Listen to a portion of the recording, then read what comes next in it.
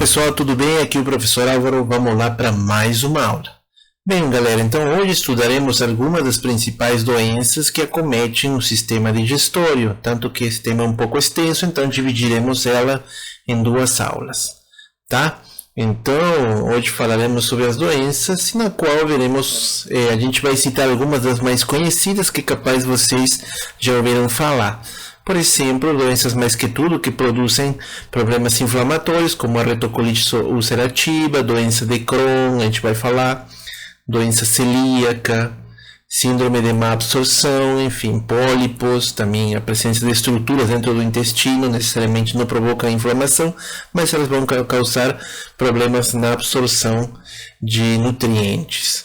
Assim também, não somente no intestino, também no fígado, através de hepatopatias, de caráter fibrosante, que podem fibrosar o tecido, hepatite, bem conhecida, cirrose hepática e pancreatite, uma delas, mas tem mais, mais conhecidas, inflamações do esôfago, esofagites, varices esofagianas, neoplasias, que a gente já viu, úlceras, gastrite, que a gente vai ver, isso tem que observar bem de cuidado, doenças biliares, no caso da vesícula biliar, pancreatite aguda ou crônica, no caso.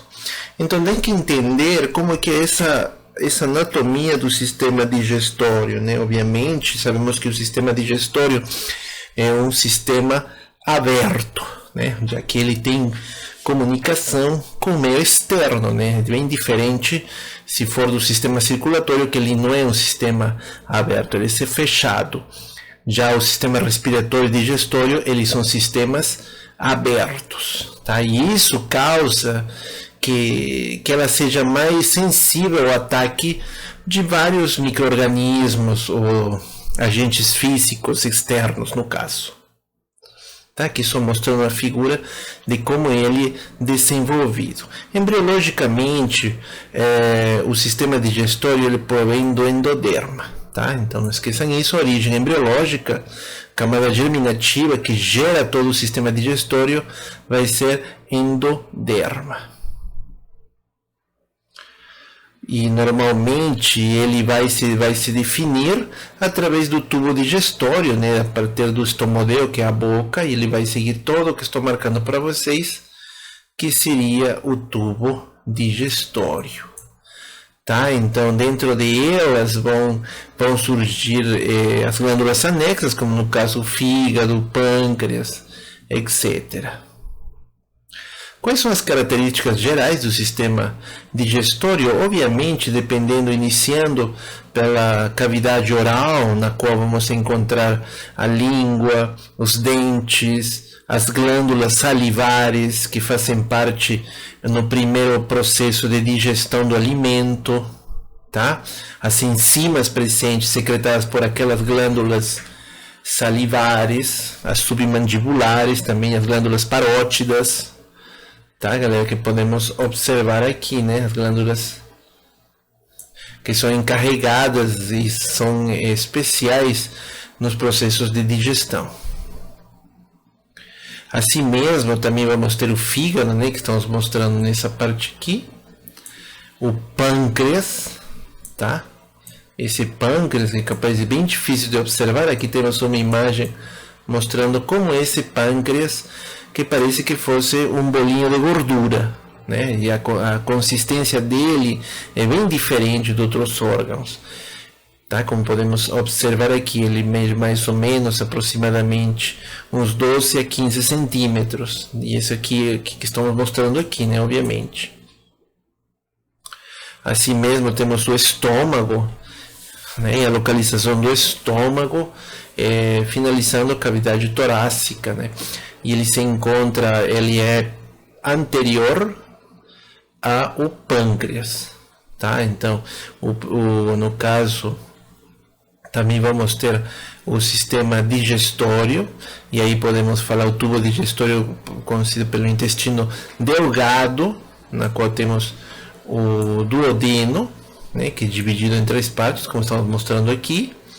Aí vamos ter o jejuno e o íleo, no caso. Depois segue o intestino grosso, que é dividido pelo cólon ascendente, transverso, que estou marcando setas, e o descendente. Aí vem o sigmoide, né, o cólon sigmoide, que é essa parte aqui, o reto e o canal anal. O primeiro que vamos especificar é da cavidade oral, que podemos observar que tem dois tipos de doenças que podem afetar ela, principalmente os tecidos moles, e aí estamos falando glândulas salivares, por exemplo, a língua, como também os dentes. Obviamente, nós não vamos focar em dentes, tá? Vamos focar mais que tudo nos tecidos moles. Podemos ter que os tipos de lesões, elas podem ser ulceradas e inflamatórias, aquelas que vão atingir a cavidade oral, os tecidos moles. E eles podem ser causados por traumas físicos, mecânicos, né? Vamos falar assim também, e também provocados pelo câncer. Tá? Aí temos um exemplo das famosas e conhecidas aftas, que é bem natural que todo mundo deve ter tido uma afta ao longo da vida. Tá? Essas aftas são conhecidas tecnicamente como úlceras aftosas recorrentes. Então elas vão vir no caso, por problemas no sistema imunológico, né? E ela apresenta uma morfologia aproximadamente de 5 milímetros de diâmetro, né? Que estamos observando aqui. Aqui temos duas delas ainda, que estão nas bordas laterais da língua. Muitas vezes elas podem ser provocadas por um trauma mecânico, como tínhamos visto, mordida do dente, ou também, no caso das aftas, elas saem por causas imunológicas, ou por estados fortes de estresse. Elas também apresentam erosões arredondadas, né? Se você pode observar, as erosões que estão aqui nas bordas, e elas podem ser superficiais, como você pode observar mais de perto, né? Pode ser, falando de processos inflamatórios que nós já vimos, né? Então são supurativas. Observa essa cor que estou marcando aqui, supurativa mesmo amarelada, tá? Ela vai apresentar então esse exudato branco acinzentado, e o halo eritematoso, né? Que é um halo avermelhado. Como tínhamos falado, normalmente elas podem estar presentes nas primeiras 2 décadas da vida, causadas por estresse, febre e alimentação, já que nos primeiros 20 anos, né, a gente sofre principalmente diferentes tipos de estresse, a adolescência, o adulto jovem, enfim. Mas no final de contas, as aftas elas são autolimitadas e se resolvem em poucas semanas, ou seja, elas não geram um desfecho secundário, elas vão simplesmente sumir em poucas semanas, tá? Assim temos também, dentro dessas lesões ulceradas e inflamatórias, a estomatite herpética, tá? Tem a estomatite herpética, que é também chamada de infecção por herpes vírus, tá? Acho que todo mundo já deve ter ouvido falar. É normalmente chamada porque é um tipo de herpes do tipo 1. Temos também o tipo 2, né, que é o herpes zoster. A transmissão é pelo beijo, né, com um portador, no caso, que tem uma ferida, e ela vai contaminar a pessoa que não tem, né, no caso. Então esse vírus, ele vai se manifestar em estados imunológicos baixos, porque normalmente ele fica latente, ele vai ficar em estado latente. E como eu falei para vocês, ele pode ser ativado por diferentes fenômenos, como pode ser uma febre, uma exposição ao sol, ao frio, infecção do trato respiratório ou trauma. Normalmente a gente vai ver que essas lesões causadas por esse herpes vírus tipo 1 vão acontecer nos lábios ou ao redor dos orifícios nasais, tá? Como podemos observar aqui nas imagens. Obviamente, lembra que eu falei para vocês que a transmissão ela é pelo beijo. Então, aqui no Brasil, no caso, temos uma época na qual que o beijo rola-se sem medo, né? Mas, bom, esse ano não tanto, né? Mas os anos anteriores a 2019, né, você sabe, né, que no carnaval é um momento feliz e bacana, mas um momento de bastante transmissão no caso desse tipo de herpes vírus tipo 1, tá? Então, faça somente com seu parceiro que você conhece. Outro tipo, vamos ter esse herpes labial ou febril, né, na qual essa morfologia que ela vai apresentar se dá através de vesículas com foco intraepitelial, com um edema, né? Então, lembra que a gente já te falou esse edema? Então, é o que a gente estaria mostrando nessa parte. Esse aqui é um corte do lábio, aí temos a vesícula, e na parte interna, que é o processo inflamatório, que tem edema intercelular. Aí vai apresentar células infectadas em forma balonizadas, como estamos mostrando aqui, né, na figura B. Células infectadas balonizadas, que elas possuem inclusões virais acidofílicas intranucleares. Muito louco, né? Então a gente simplesmente chama de células infectadas pelo vírus, né, no qual está acontecendo os processos de replicação viral. Para a gente detectar isso, se utiliza o teste diagnóstico de sangue, tá? Na qual se identifica essas células que contêm as inclusões ou as células gigantes. Obviamente, por trabalho de microscopia, você consegue observar. Os antivirais para o tratamento que você pode utilizar, eles aceleram o reparo dessas células e eliminação desses vírus. Temos outra também, que é a candidíase oral, também provocada pela Candida albicans, tá? Que é um fungo, né, no caso. Normalmente acontece na cavidade oral. 30 a 40% da população brasileira ela tem esse tipo de candidíase ou já passou por essa doença. Ela é conhecida também vulgarmente, né, ou de forma não formal, como sapinho, tá? É chamada de sapinho, de monilíase, que na verdade é uma candidíase pseudomembranosa, já que, como vamos observar na figura, na imagem, ela realmente forma uma membrana a mais. Só que isso sim não é uma membrana, tá? É simplesmente um conjunto de líquidos presentes, tá? Nós vamos encontrar que algumas doenças podem provocar também essas candidíases orais, como por exemplo pacientes que têm diabetes mellitus, anemia, ou que pacientes que têm uma antibioticoterapia bastante forte, ou que têm bastante uso de glicocorticoides. Pacientes com AIDS têm maior risco de obter essas candidíases. Assim também pacientes com câncer metastático, que também podem ter essa candidíase oral. Normalmente temos falado dessas placas que são como membranas pseudomembranas, né, que tínhamos falado, mas na verdade uma placa aderente branca, né, que está mostrando aqui.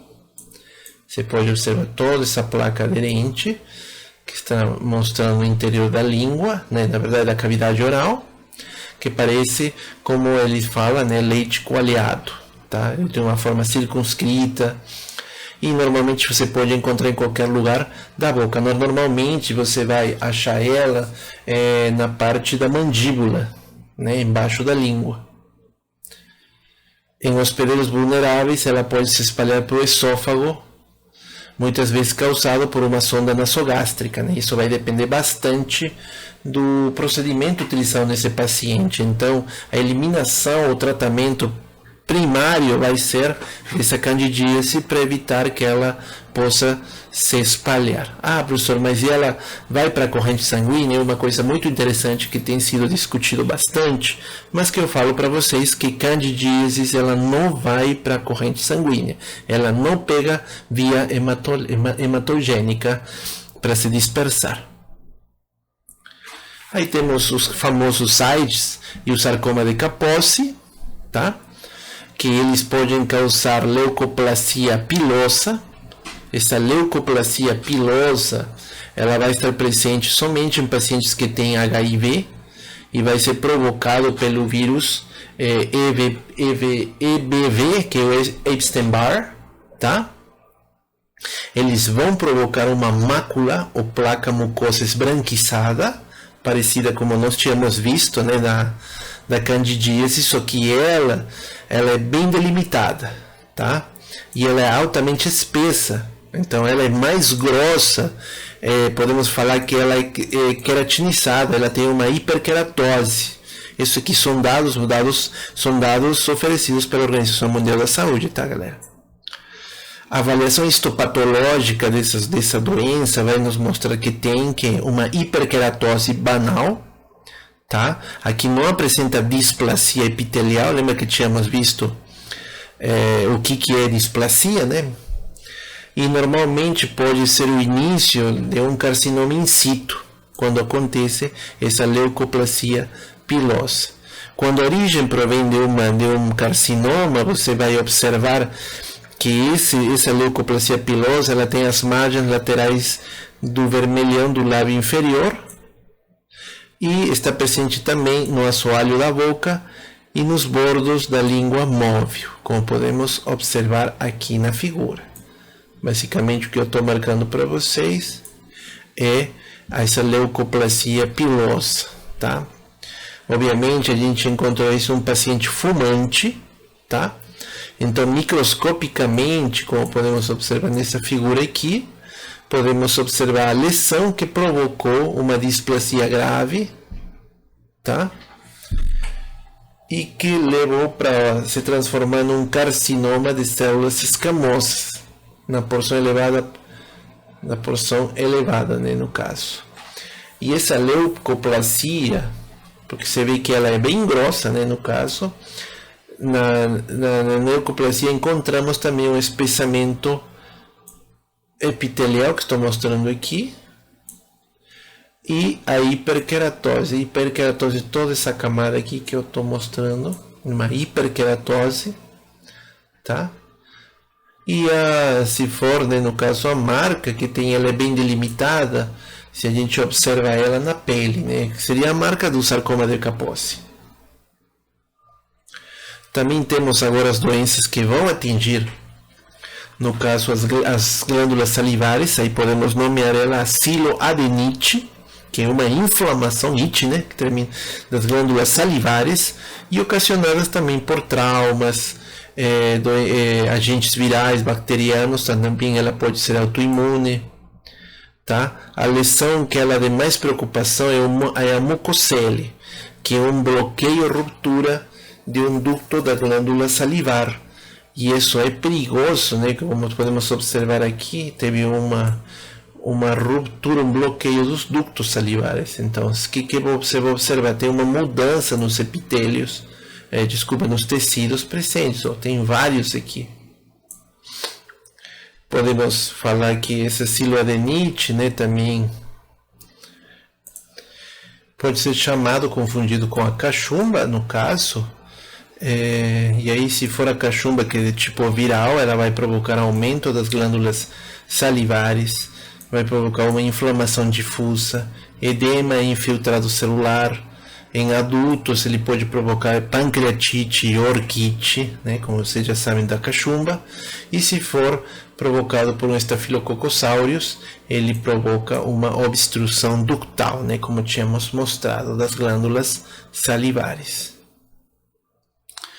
Quando atinge o esôfago, né, mas o que é o esôfago anatomicamente? Ele é um tubo muscular oco, muito distensível, que se estende da faringe até a junção gastroesofágica, tá, com o estômago, né? Ele mede aproximadamente entre 10 a 11 centímetros no recém-nascido e 23 a 25 centímetros no adulto. Obviamente, a função principal dele é a condução, transporte dos alimentos e líquidos, no caso. Esse esôfago, ele possui dois segmentos de 4 centímetros, uma parte que é proximal, chamada de esfíncter esofagiano superior, tá? E outra parte infraabdominal, que é chamado de esfíncter esofagiano inferior, tá? Não esqueça essa parte aqui, é importante, que nas doenças elas vão atingir algum desses dois segmentos. Histologicamente, podemos observar que o esôfago é composto por, no caso, quatro camadas, entendendo pela camada mais interna, que é a mucosa, né, que está marcando aqui. Temos a submucosa, que eu estou mostrando por aqui, e a camada muscular. Essa camada muscular, ela tem dois tipos de músculos, né, de musculaturas, tá? Que a gente vai estar falando. Então, o esôfago, histologicamente, você pode observar como é que ele é, né? Todo isso aqui é o esôfago. E adentro, né, um corte como está mostrando aqui, tá, gente? Observa aqui como que o corte que foi feito aqui, histologicamente, está me mostrando isso, né? Como tínhamos falado, aqui tem a mucosa, no caso, aqui a submucosa e a parte muscular, tá? E aqui tem a adventício, tá? Então, até aqui, né? Tudo isso aqui. Então, esse esôfago, ele pode sofrer, as lesões podem ser variadas, que podem ser desde o início uma inflamação do esôfago até um câncer letal que atinge esse esôfago. Qualquer tipo de lesão que afete esse esôfago, ele vai provocar uma disfagia. Essa disfagia é uma dificuldade de engolir, tá? Assim mesmo pode provocar azia, né? Que azia é uma dor retroesternal em queimação, que provoca uma regurgitação do conteúdo gástrico para dentro da porção inferior do esôfago, tá? Lembra que eu tinha falado para vocês, né? No caso da musculatura, tem uma musculatura circular interna, observa o sentido das fibras musculares, e uma longitudinal externa, tá? Observa então como que é essa musculatura. Que anomalias podemos falar? Vamos falar sobre aquelas que são congênitas, que normalmente já nascem com problemas no esôfago, como por exemplo a genesia. A genesia significa ausência, ou seja, o paciente nasce sem ou parte do esôfago, tá? Temos também a atresia. O que é a atresia? Uma oclusão da cavidade natural. Normalmente tem uma incidência de 1 para 1, né, homem e mulher, tá? Entre 2.500 a 3.500. Temos a fístula também, que é outra anomalia congênita. O que é uma fístula? É um conduto anormal que surge ligando órgão oco a outro no exterior por causa de um abscesso, para drenar, né? Temos a estenose, que é o estreitamento fibroso da parte esofágica. Temos a presença de membranas e anéis, na qual podem provocar disfagia episódica a alimentos sólidos. Então, isso atrapalha o processo de transporte dos alimentos. E outro, o divertículo de Zenker, que é o mais comum no esôfago e causa regurgitação alimentar periódica. Aqui eu estou mostrando para vocês, nessa imagem, temos aqui nessa parte aqui, a anatomia normal, tá? Isso aqui que eu estou marcando, observa como é que a traqueia, o esôfago, aqui o tubo do esôfago, que ele é posterior à traqueia. Aqui temos uma atresia, na qual tem uma falta, né? Se desenvolve as partes do esôfago, mas eles não se complementam, não se juntam. Lembra que tínhamos falado que o esôfago é dividido em dois segmentos? Então podemos observar que esses dois segmentos, eles não se ligam. No caso da fístula, é uma ligação entre uma estrutura e outra, que no caso aqui vai ser uma ligação entre o esôfago e a traqueia, qual pode causar seríssimos problemas. E aí, dentro das atresias que tínhamos falado, podemos atresia mais fístula, que pode estar junta, né? Temos atresia mais fístula na parte inferior, no segmento inferior, e podemos ter atresia mais dupla fístula, né? Observa como é que é. a estenose. Aqui temos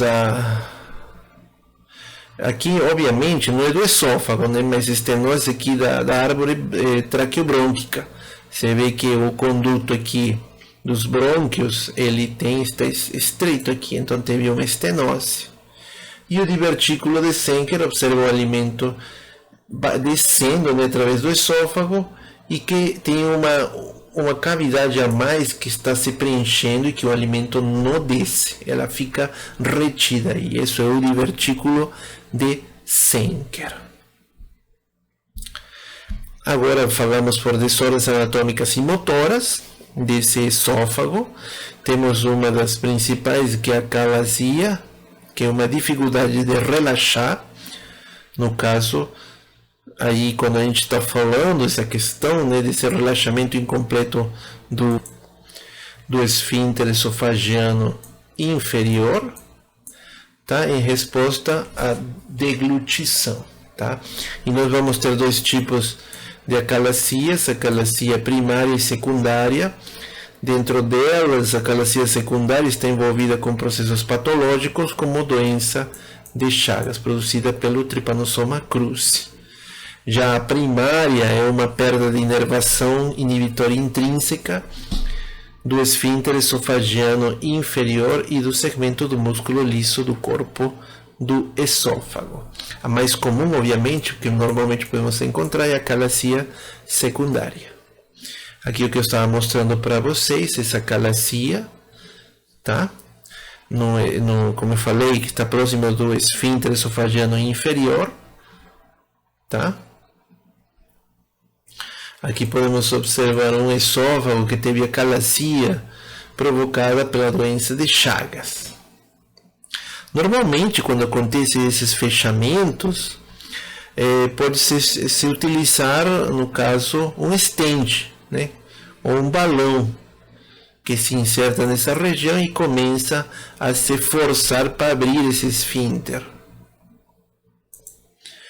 Já que, como a gente falou, né, a calasia é uma dificuldade para relaxar. Então, com isso, você consegue. O único problema que isso ele pode voltar novamente, tá?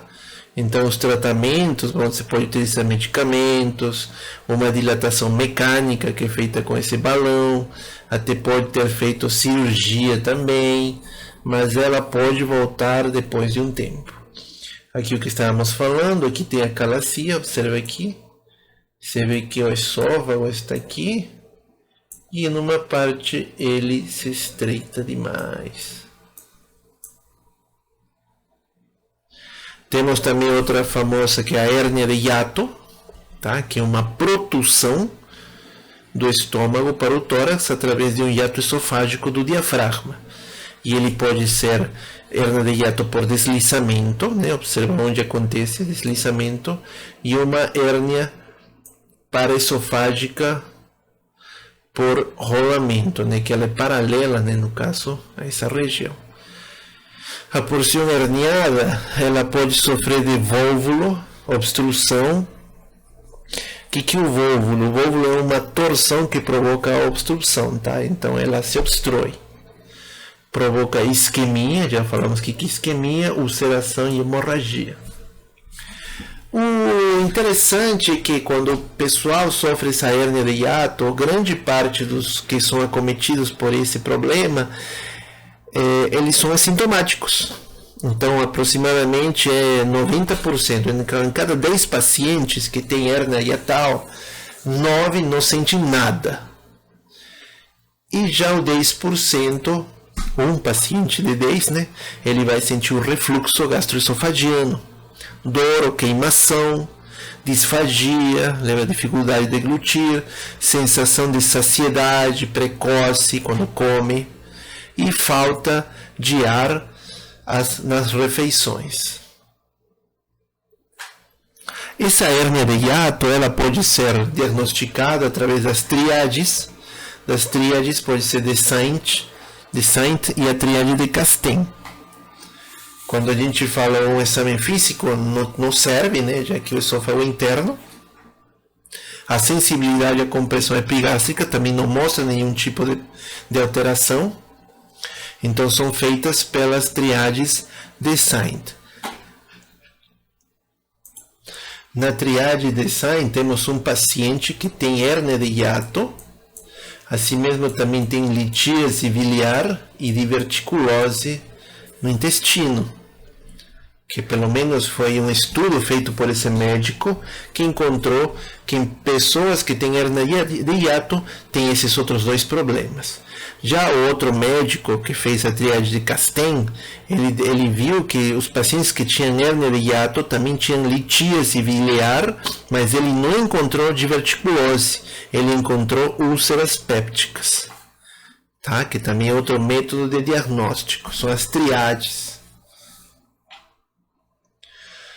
Então, temos também o síndrome de Mallory-Weiss, que ele provoca perfurações, lacerações nesse tecido do esôfago, e que normalmente se manifesta com uma ânsia incontida de vomitar desse paciente. Normalmente esse síndrome de Mallory-Weiss está associado aos alcoólicos, ou alcoólatras, né, quer dizer, alcoólatras, e que provoca lacerações da parte superior do estômago e é inferior do esôfago, né, no esfíncter esofagiano inferior. Obviamente, esses pacientes, como provocam lacerações e perfurações, eles vão vomitar sangue vermelho rutilante, ou seja, vai ter hematemese. Também podemos observar que o esôfago ele também pode ter varices esofagianas. O que é uma varice esofagiana? É uma pressão aumentada no plexo esofágico que produz vasos tortuosos dilatados, tá? Então uma variz produz vasos tortuosos dilatados. Normalmente um paciente que tem cirrose hepática, né, pode desenvolver essas varices, né? De cada três pacientes, 2 são acometidos com cirroses, 2 desenvolvem essas varices esofagianas. A morfologia, normalmente, você pode associar que são veias tortuosas e dilatadas, localizadas principalmente na submucosa do esôfago distal e do estômago proximal, tá? Essas varices, elas têm um diâmetro, na verdade, de 5 milímetros e que podem levar à ruptura desse tecido, o que leva a uma hemorragia e um sangramento varicoso. Na imagem podemos observar como é que é histologicamente. Você pode observar que essas manchas avermelhadas, círculos avermelhados, são as veias tortuosas, as varices, tá? E que se podemos observar elas internamente através de uma endoscopia, você pode observar como é que é. Observa como é que é todos os vasos tortuosos aqui presentes. E isso desenvolve em que parte? Na parte inferior, na ligação entre o estômago e a parte inferior do esôfago, né? O outro segmento, que é o esfíncter esofagiano inferior. Temos a inflamação desse esôfago, que a gente chama de esofagite. A gente vai ter a esofagite de refluxo, que é um dos mais conhecidos, na qual ele é ocasionada por falta de competência do esfíncter esofagiano inferior, tá? E que é uma característica importante, que ela não apresenta lesão anatômica demonstrável, ou seja, ela não mostra essas lesões macroscópicas, como tínhamos visto anteriormente nas varizes, Mallory-Weiss, hérnia hiatal, por exemplo. Ela está associada geralmente com hérnia hiatal por deslizamento. Os fatores que contribuem para o aparecimento desse esofagite vai ser o álcool, então pacientes alcoólatras, pacientes que tenham hérnia de hiato por deslizamento, ou que tenham um volume gástrico aumentado e a capacidade reparadora prejudicada da mucosa esofágica. E isso, obviamente, por causa dos refluxos também, né? Que levam enzimas gástricas. Mas, obviamente, são supostos fatores que ainda não foi nada esclarecido. Observem aqui, como tínhamos falado, essa esofagite é relacionada bastante com hérnia de hiato por deslizamento. Morfologicamente, podemos obter que temos dois tipos de esofagite, uma leve e uma grave. A leve, ele parece simplesmente como um vermelhidão, como hiperemia que nós falamos, tá? Aqui que é. Ou se for grave, ele apresenta erosões epiteliais presentes, tá? Ou ulcerado na parte da submucosa. Aqui, no caso, na parte microscópica, histopatológica, podemos ver que esses pacientes que têm esofagite, eles também apresentam eosinofilia, hiperplasia de zona basal e alargamento das papilas da lâmina própria. Entramos agora, lembrar que o tubo digestório é composto por 4 camadas, como já tínhamos falado, esôfago, submucosa, mucosa, submucosa, muscular e adventícia. Tá, galera? Outra dos problemas que atinge esse esôfago vai ser o esôfago de Barrett. Esse esôfago de Barrett é uma substituição da mucosa escamosa estratificada distal por epitélio colunar metaplásico contendo células caliciformes. E aí, lembrando que essas mudanças de epitélio, nós tínhamos falado quando a gente falou de processos de adaptação celular lá na primeira aula. Então isso chama como? De uma metaplasia. Tá? Tanto que está falando, né? Epitélio colunar metaplásico. Então tem presença de metaplasia. Aí vamos observar que esse esôfago de Barrett ele apresenta complicação quando o paciente também tem refluxo gastroesofágico. Ele afeta mais homens do que mulheres, 4:1, tá? E pode desencadear em úlceras e estreitamentos, disfagias, por exemplo. Mas assim, dá para viver. O problema é quando ele desenvolve o adenocarcinoma de esôfago. Aqui podemos observar esse esôfago de Barrett na parte bem avermelhada, que é na parte inferior. Se podemos observar através da endoscopia, podemos observar zonas vermelhidão, né, hiperemia presente, né, nela.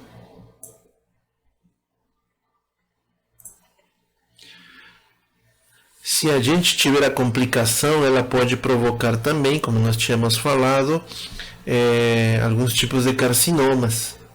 Mas na verdade o esôfago de Barrett ele tem mudanças, né, substituição de epitélio. Então observa o epitélio do esôfago, como ele vai mudando, né, de um epitélio, no caso estratificado, para um epitélio colunar metaplásico. Tá? Então uma mucosa escamosa vai se transformando para células epiteliais colunares. Microscopicamente, esse epitélio escamoso estratificado é substituído por epitélio colunar metaplásico. Tá, galera? Isso aqui é a chave do esôfago de Barrett. Aqui estou mostrando quando essas mudanças podem levar aonde? A um adenocarcinoma invasivo. Tá? Então, aí desenvolvemos esse carcinoma esofágico, que ele pode ser de dois tipos, tá? Aquele carcinoma de células escamosas, CCE, que 90%, que ele na verdade, ele sinaliza 90% das neoplasias malignas do esôfago. Então, é isso que você teria se tiver um carcinoma no esôfago, é um carcinoma de células escamosas. Ele tem uma maior incidência na população afro-brasileira. E também pode desencadear adenocarcinomas em glândulas, né? Esse carcinoma de células escamosas, ele normalmente pode ser provocado também pela ingesta de agentes carcinogênicos, como por exemplo o álcool e tabaco. Normalmente tem se observado bastante que esse carcinoma de células escamosas no esôfago em pessoas da Europa e dos Estados Unidos. Também se fala bastante, está relacionado com a dieta de alguns países, porque tem o uso de nitrosaminas e fungos em muçulmanos e chineses. Tá? Assim também, pacientes que desenvolveram papilomavírus humano, eles têm uma tendência de desenvolver esse carcinoma de células escamosas de esôfago, o carcinoma esofágico, né? Normalmente esse carcinoma esofágico ele vai se apresentar, ele segue uma ordem, e tudo isso na cavidade oral, viu, galera?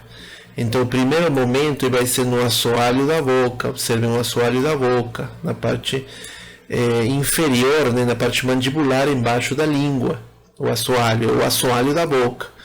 Também pode se manifestar na língua, no palato duro, né, aqui em cima, porque tem o palato mole também, e na base da língua, na parte final. Tá? A ordem de frequência é dessa: primeiro o assoalho, a língua, palato duro e base da língua, que se apresenta esse carcinoma esofágico. Ah, mas professor, mas se é carcinoma esofágico e você está falando de cavidade oral? Sim, mas elas vão desenvolver, elas vão para o esôfago depois. Esse carcinoma de células escamosas do esôfago, estamos observando aqui como tem essa invasão tumoral da submucosa, tá? Que iniciou nessa região aqui, né, que é a mucosa, ela invadiu para depois aonde? Para a submucosa. Que aqui podemos observar como tem essa erupção, esse processo, essa ulceração, tá? Que a gente chama aqui uma massa exofítica polipoide, tá? Esse adenocarcinoma agora, que é outro adenocarcinoma que pode atingir também o esôfago, ele consta, né, no caso ele vai ser em glândulas e surgem da mucosa displásica no contexto do esôfago de Barrett. A localização vai ser no terço distal do esôfago e ele pode invadir a cárdia gástrica subjacente. O risco é de 30 a 100% de chance de ter um adenocarcinoma.